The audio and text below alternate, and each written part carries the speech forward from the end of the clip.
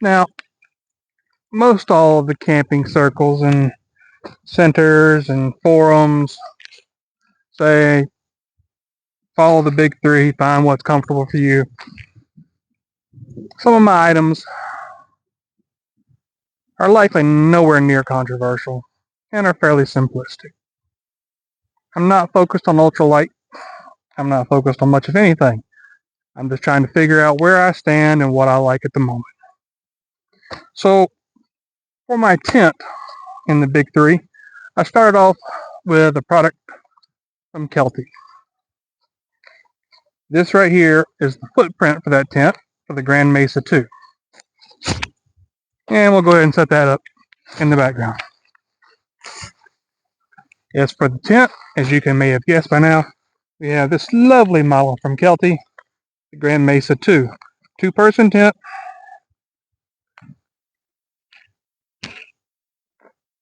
Weighs roughly, it says 4 pounds 1 ounce. Lightweight aluminum poles. Shark mouth carry bag. Which, can I just stop for a moment and say, shark mouth. Well, this is not a shark mouth. When I was growing up, we just simply called it a drawstring, or like a clothes hamper bag. So why the change? What's with that? With that being said, I'm gonna take a few moments.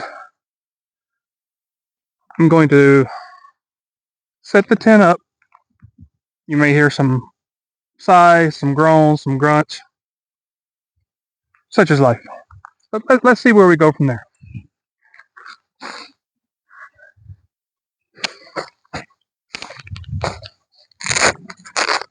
So some people would say there's not much need for a ground cloth.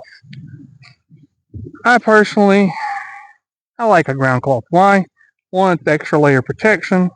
Two, I lived in a tent for a few months back in the summer of, I forget, somewhere in the late 90s, early 2000s. I was working a job, lived in a tent, and I found out that having that extra layer was beneficial. Now, granted, for hiking, it might not be as much. So, how does this look? Well, it looks like what you would expect. Let's see what it says. Item article, Grand Mesa 2 footprint. Color.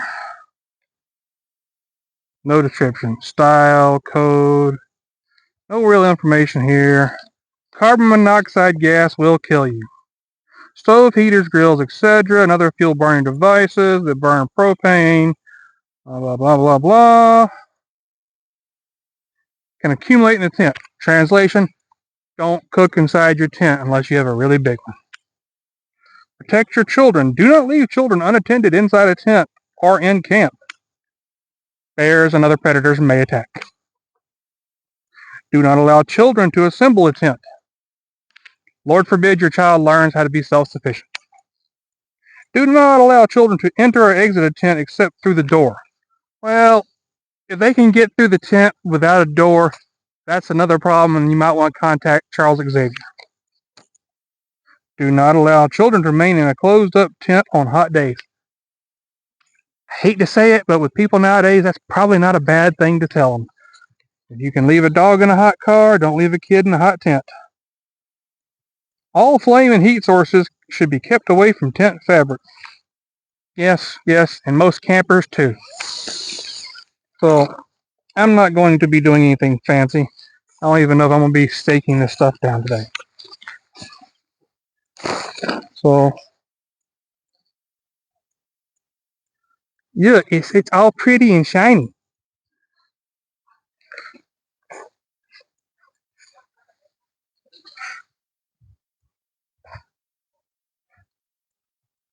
So it looks like we have toggles on the ends of some of these. Yep, looks like toggles on the ends of all of them. We got orange and black. So I'm guessing this is a color coordinated schematic.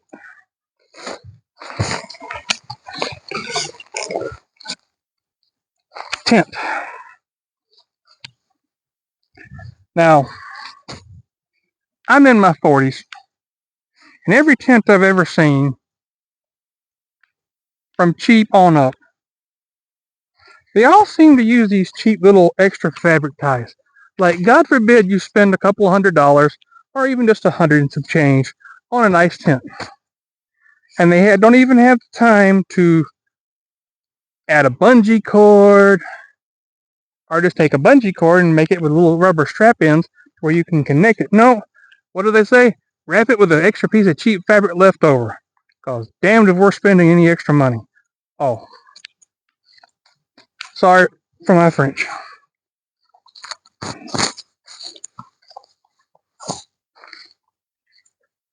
This is something that will probably not be going back on because they are a waste of material. If you can't tell, this is the first time I've taken this material out. We have our tent poles, stakes. That looks like the rain fly. It is a wonderful, beautiful kind of dark brown and orange color. Definitely will be seen.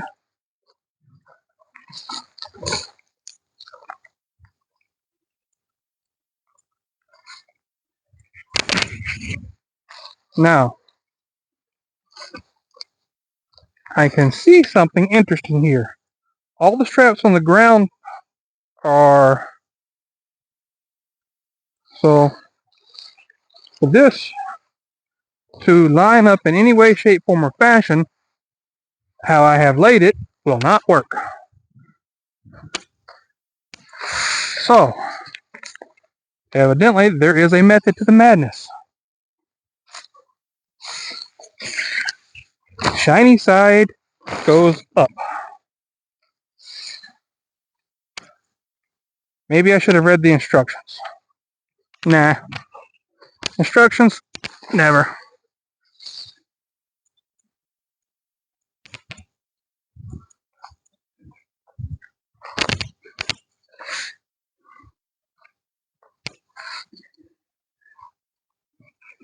Alright, so,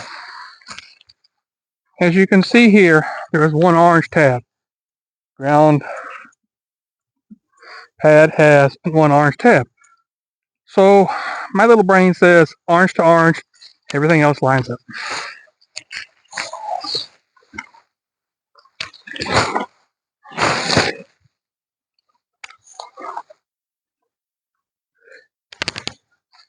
So, we have simple toggles here on the bottom. And, honesty,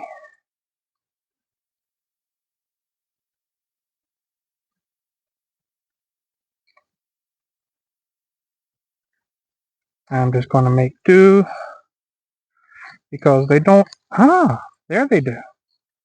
They do have an extra, what appears to be a toggle hole on the side.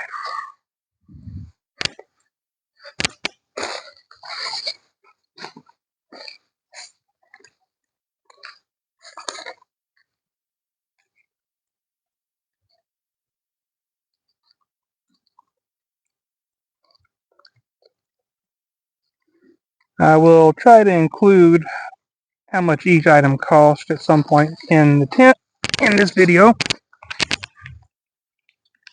as this is my first video, and hopefully not my only video. This will be an easy follow along. So also along with this, we'll get to see how my video editing skills go because most all of this is new to me. I've been watching several videos. One of my favorite I've been watching here lately of outdoor camping is of a young lady going out hiking. And I believe her channel is Miranda Goes Outside. She is very informative and a heck of a good YouTuber from what I've seen. I also watched another one. I believe it was Boomer Outdoors. If I can find the links, I'll try to share them. I think they were well worth the watch. Had some good information.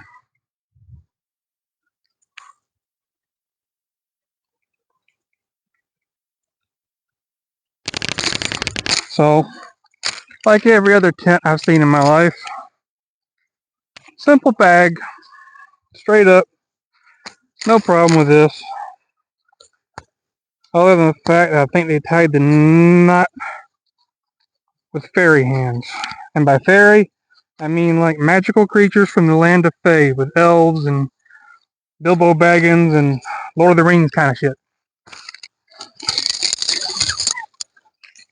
You know, if I want to monetize this at some point, I probably shouldn't use cutter shorts, but you know what? That's just not me. I'm a grown adult. I like to use language. All kinds of language. Poles don't seem to be too heavy. Seem to be well made.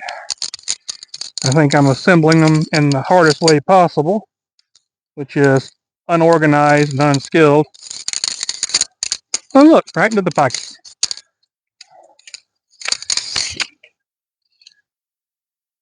Father always said if there was a hard way to do something, I sure as hell would find it.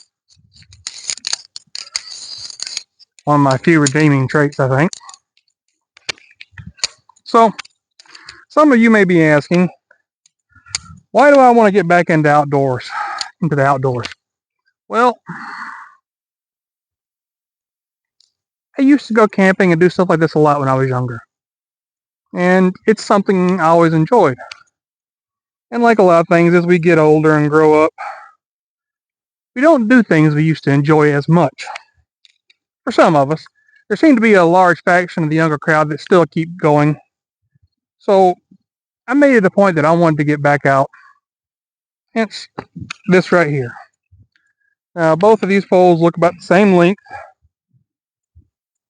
And I'm going to assume they go in a cross beam section.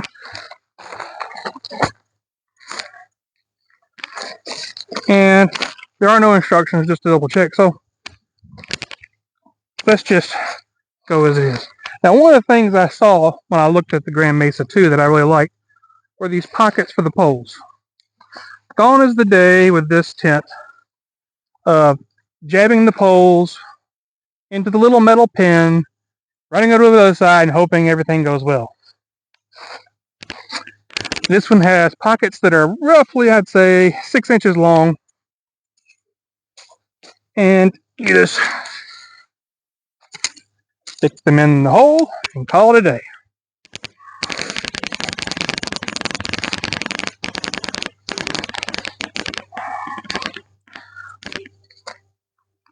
Which I think for a bathtub style tent is something pretty nice.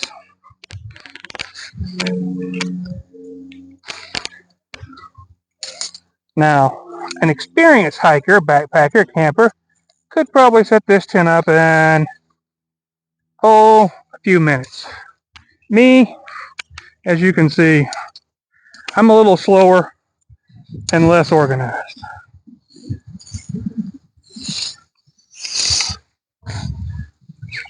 So your experiences and mileage may vary.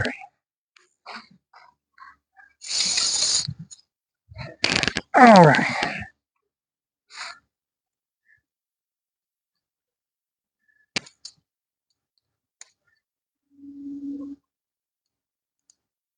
All right, looks like we have some easy clips here. Just clip up the tent and set the poles in place as such. Now, I am not going to stake everything out. I'm just doing a basic setup at the moment.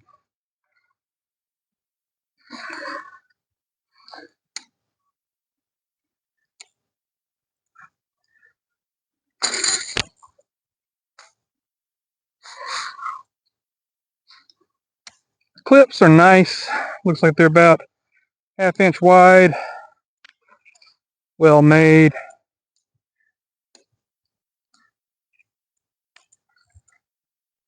Not too bad.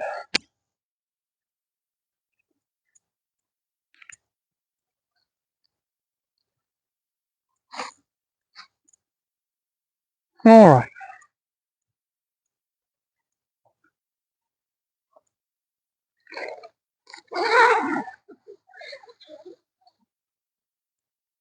Zipper feels okay.